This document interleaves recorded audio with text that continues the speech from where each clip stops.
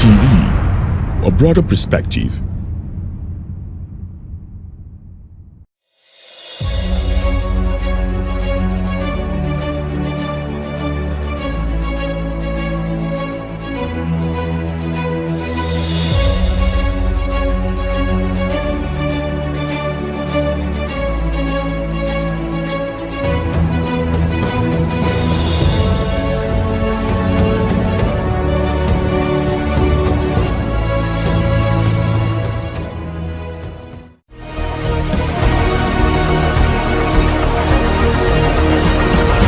TV, a broader perspective. You're welcome to the agenda, and today we want to discuss something that is right before us.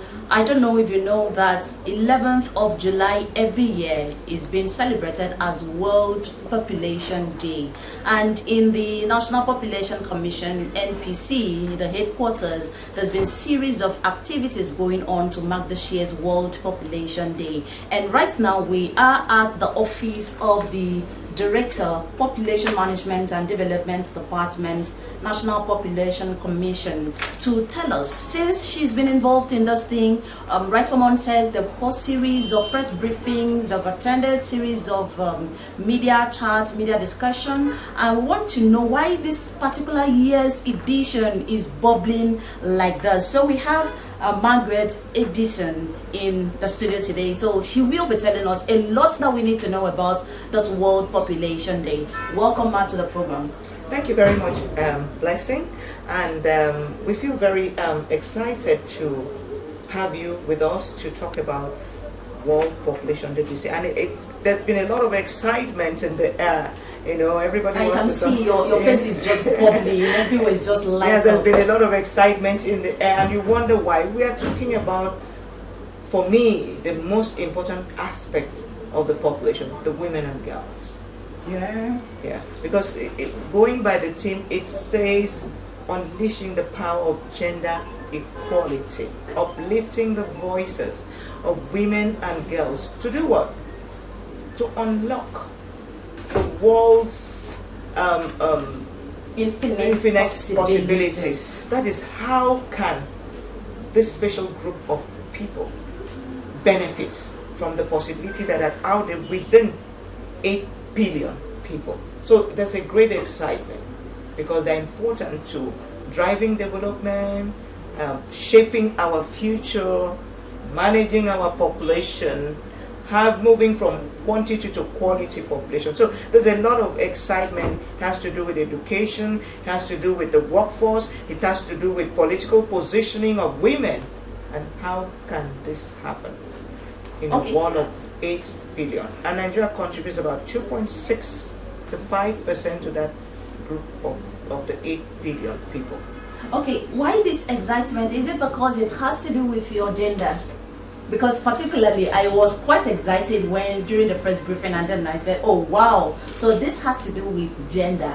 I was quite excited. So are we on the same page? You know, people don't understand why we bring gender. Some people think it's making a woman and a man to rub shoulders, but we are just requesting for that, those opportunities, those privileges you give to the man, to the boy, to the male child. Please, can you also give us those same opportunities in terms of education, in terms of employment, in terms of position, in terms of healthcare delivery, healthcare systems and the delivery of services. And also, let us be ourselves.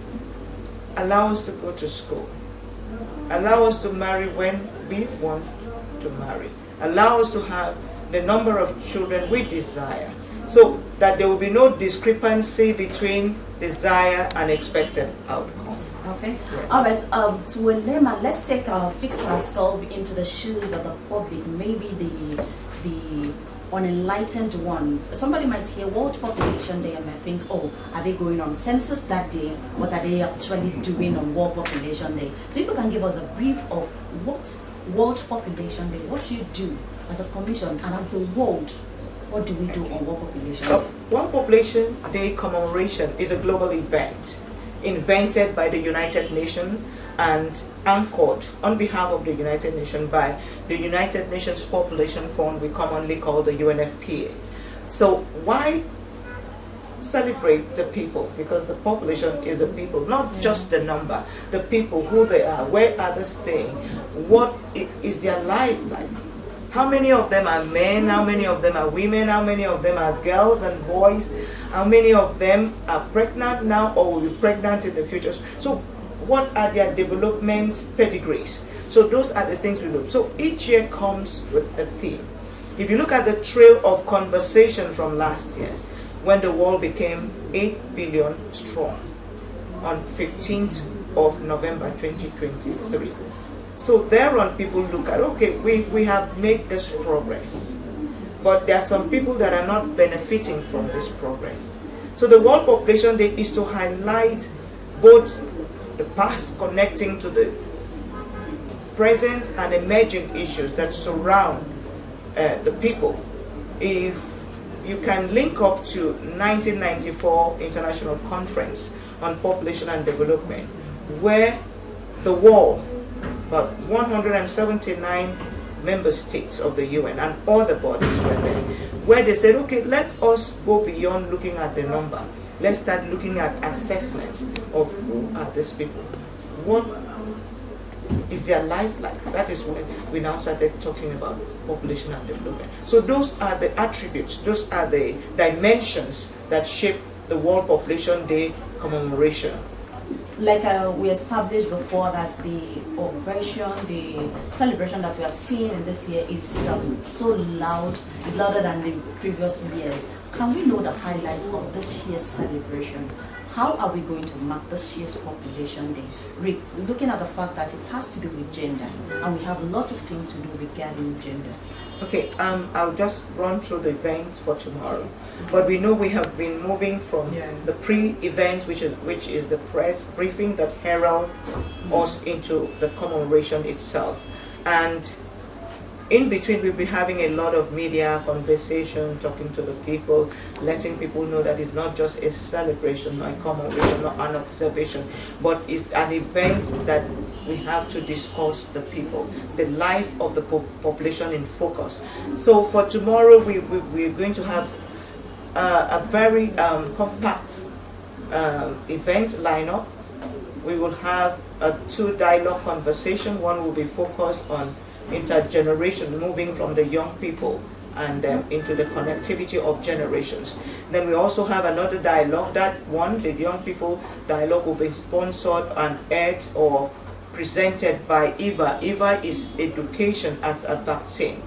Then moving from there, we'll have speeches. We'll have the permanent secretary of the Ministry of Women Affairs, because gender issues is anchored by Ministry of Women Affairs.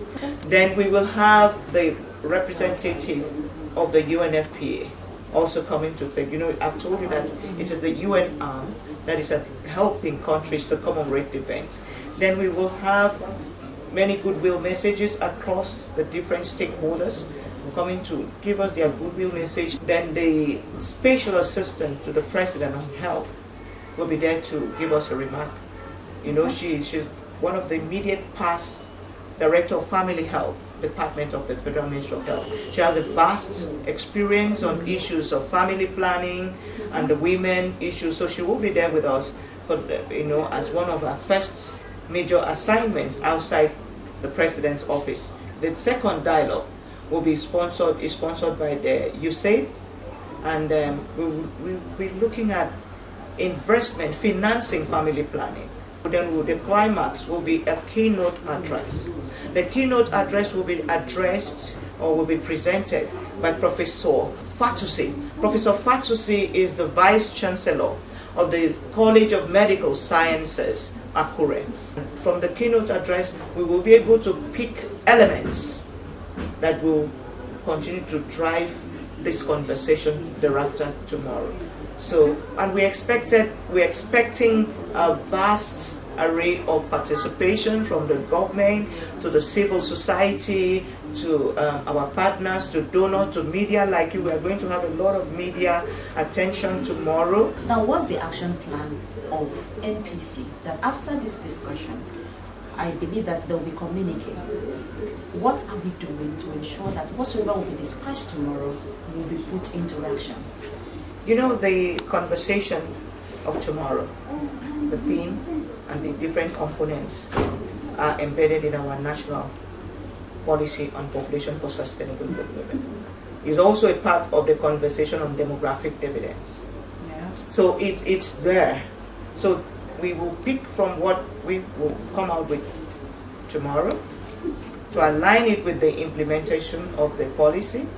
We are very happy we have a new administration, and the president is the chair of the National Council on Population Management. And these are the issues whenever he will call for the convening of that meeting. The issues that will come out of this meeting will be a part of the conversation at that meeting. But you know, he cannot hold that meeting until the Federal Executive Council is constituted. So immediately that is constituted, this, whatever come out of this, will be a part of that conversation. And we look forward to working with media.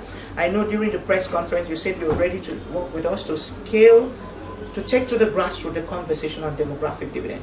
And we count on people like you and many other media organizations, because everything is not, even if we have a communique, we have a good action plan, if we don't take it down to the people, I call them the real people. Yeah. At the community level, at the ward level, at the state level, working with the Nigerian Governors Forum, working with the women's group and every other group that the people respect and listen to. The royal fathers, the religious fathers, leaders, we need to work with them to make sure that whatever come out, we situate it in the population policy, we connect it to the demographic dividend, and we run with it. So we need your support. What's a special message that you want to pass across regarding this 2023 World Population Day? The first message I want to pass on is that women should be empowered. The second message I want to pass that the voices of women and girls should be lifted, should be heard, should be listened to, should be respected, and should be responded to. The third and probably the last is that we should emphasize the education of the girl child from primary to a completion of the minimum, at least, no matter how poor that family is or household is, every girl child in Nigeria must have a minimum of completion of senior secondary school. And lastly, our girls should not be forced to marry when they are children. They should marry when they are matured enough to be able to raise the next generation. All right, thank you so very much, Mrs. Margaret Edison, the Director, Population Management and Development Department of the National Population Commission. That's the size of our package today. It's World Population Day, and the message they're passing on you now is that let the girls' voices be heard. Give them education, do proper spacing. That's why nobody will force you to do that. Give birth to the number of children that you know you can comfortable take care of, and don't overpopulate your house, because once you overpopulate your house, you are going to overpopulate the country. That's the message from the National Population Commission. Thank you for being part of the agenda today. My name is Blessing Ambrose. Follow us on all our social media platforms, Beam TV Nigeria, to give you a grasp of informative, educative, and entertaining content on current issues while guiding you to follow the latest development in the society. Have a lovely day.